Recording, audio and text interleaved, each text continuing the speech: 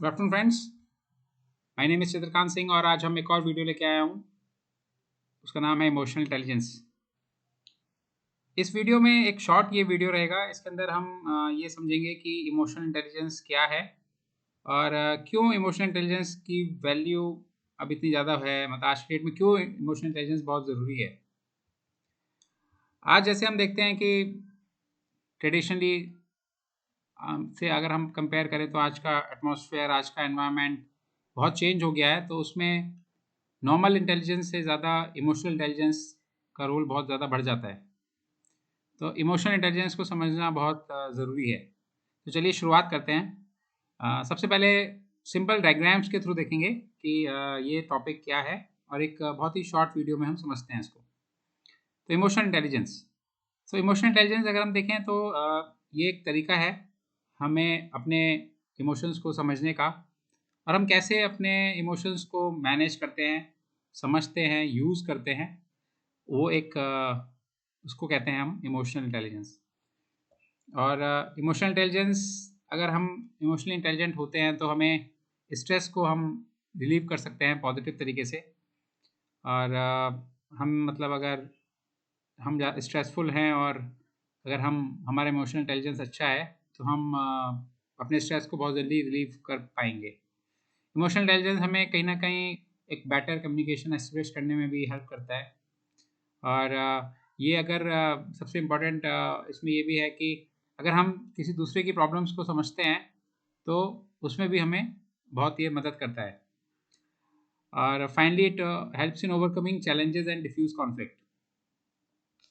आज के टाइम में जैसे हमारे जीवन में बहुत सारे चैलेंजेस आते हैं, हमें बहुत सारी प्रॉब्लम्स फेस करनी पड़ती हैं सभी को। तो उसको ओवरकम करने में भी इमोशनल इंटेलिजेंस बहुत मेजर रोल प्ले करता है। और कभी कॉन्फ्लिक्ट जैसा अगर माहौल बन जाता है तो उसमें भी एक पॉजिटिव सॉल्यूशंस देने में ये बहुत हेल्पफुल है। तो इमोशनल इंटेलिजेंस होना आज की डेट में बहुत ज़्यादा इम्पोर्टेंट है as compare to normal intelligence. तो इसका मतलब ये नहीं है कि नॉर्मल इंटेलिजेंस होना ज़रूरी नहीं है, वो भी ज़रूरी है। लेकिन अगर हमें आज के सिनेरियो में सक्सेसफुल होना है और एक स्टेबल माइंड हमें अब डेवलप करना है तो उसके लिए इमोशनल इंटेलिजेंस डेवलप होना बहुत ज़रूरी है हम सभी के अंदर। तो ये हमने देखा कि इमोशनल इंटेलिजेंस क्या है। आगे देखते हैं इसको।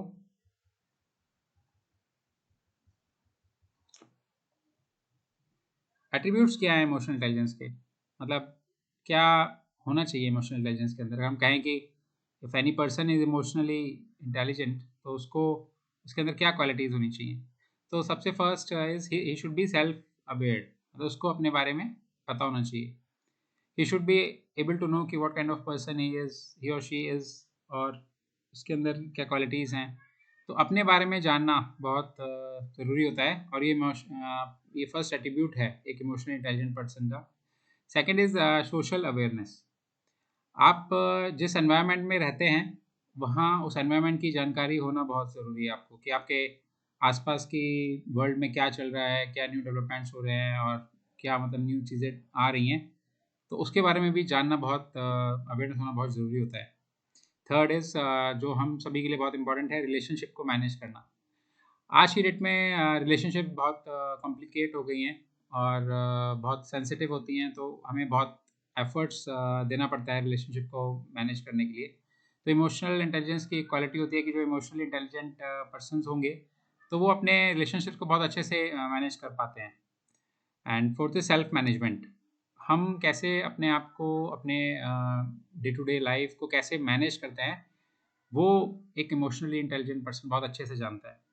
तो अगर चार क्वालिटीज़ बोलेंगे हम इमोशनली इंटेलिजेंट पर्सन की तो हो गया, first is self awareness, second is social awareness, third is relationship management और फोर्थ इज सेल्फ मैनेजमेंट। अभी हमने सिंपल सा एक कंपैरिजन देखा है। इसमें है इंटेलिजेंट क्वेश्चन और इमोशनल क्वेश्चन जो होता है ये अलग अलग नहीं है।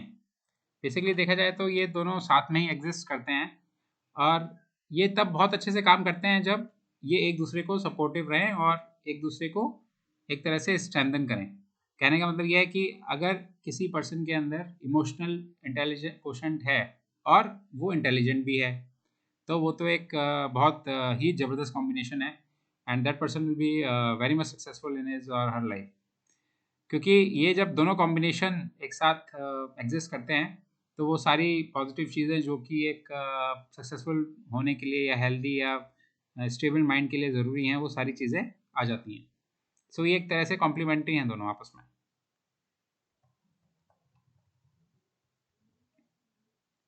इफ़ेक्ट्स ऑफ इमोशनल इंटेलिजेंस, अगर हम इमोशनल इंटेलिजेंट हैं तो उससे क्या फ़र्क पड़ता है? तो राइट फ्रॉम द बिगनिंग अगर हम एक बच्चे की बात करें, तो एक बच्चा अगर इमोशनल इंटेलिजेंट है तो उसका परफॉर्मेंस स्कूल में बहुत अच्छा रहेगा।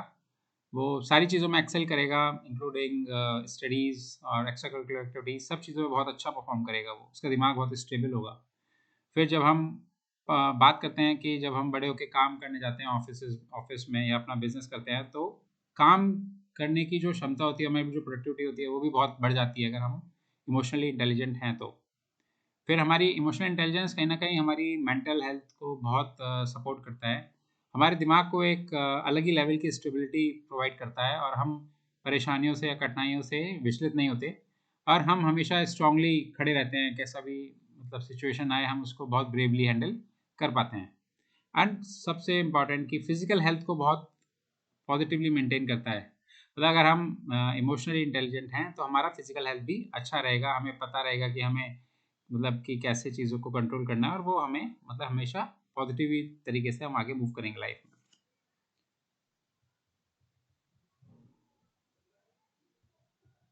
Different ways to practise emotional intelligence.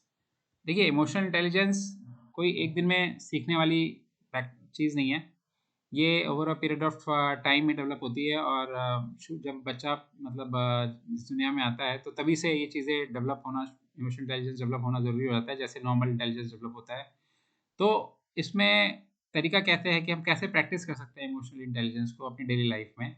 तो being able to move on after making a mistake, अगर हमसे कोई गलती हो जाए, तो उसके बाद हमें निराश नहीं होना चाहिए, उसके बाद हमें हार नहीं माननी चाहिए, और हमें आगे बढ़ना चाहिए, है ना? हम आगे बढ़ पाएँ अपनी लाइफ में, तो उस तरह से हम इसको कर सकते हैं। Being able to accept criticism and responsibility. अभी जैसे आज की डेट में हम कैसे करते हैं कि जैसे किसी ने हमें अगर हमारी कमियों के बारे में बताया या फिर हमें क्रिटिसाइज़ किया, तो हम बहुत जल्दी परेशान हो जाते हैं और निराश हो जाते हैं। तो हमें वैसा नहीं करना है। हमें क्रिटिसिज़्म को भी पॉज़िटिवली एक्सेप्ट करना चाहिए और अपनी ज़िम्मेदारी को समझना चाहिए। तो इस तरह से हम इमोशनल इंटेलिजेंस को प्रैक्टिस कर सकते हैं। Being able to say no when you need to. देखिए, ये समझना बहुत ज़रूरी है कि हमें हर टाइम पे, हर समय पे यस कहना ज़रूरी नहीं है।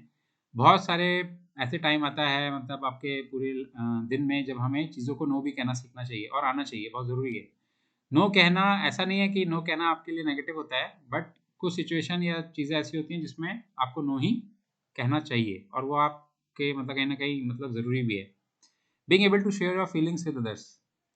ये बहुत आज की डेट में ज़रूरी है, क्योंकि हम देख रहे हैं कि डिप्रेशन जिस तरह से आज की डेट में बढ़ रहा है सोसाइटी के अंदर, and everyone is facing a lot of stress और प्रॉब्लम्स, जिसकी वजह से पीपल आर गेटिंग डिप्रेस्ड, और they are not able to move further in their lifes. तो इमोशनल जब हम इंटेलिजेंट होते हैं, तो हम अपनी फीलिंग्स को शेयर कर पाते हैं दूसरों के साथ, और कहीं न कहीं जब हम शेयर करते हैं, तो ये हमें हेल्प करता है कि हम इन चीज़ों से जल्दी रिकवर कर लें, डिप्रेशन वगैरह जैसी जो बीमारियाँ हैं उनसे, या फिर हम इनको इनमें कभी मतलब हो ही ना हमें।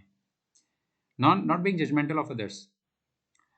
देखिए, हर कोई लाइफ में एक यूनिक पर्सन होता है, एक यूनिक पर्सनैलिटी होती है, तो हमें कोई हक नहीं है कि हम किसी को जज करें, और हमें किसी को बेसिकली जज नहीं करना चाहिए, क्योंकि every individual has its own unique personality, own qualities. So जब हमें भगवान ने इस तरह से बनाया है, तो हमें जजमेंटल नहीं होना चाहिए। Being able to solve problems in ways that work for everyone. और देखिए कितना खूबसूरत पॉइंट है ये, कि हमें जो जब भी प्रॉब्लम्स आएँ, तो हमें उस उनको इस तरह से मैनेज करना चाहिए कि उनका जो सॉल्यूशन है, वो सॉल्यूशंस ऐसे हों जो कि हर किसी के लिए काम करें।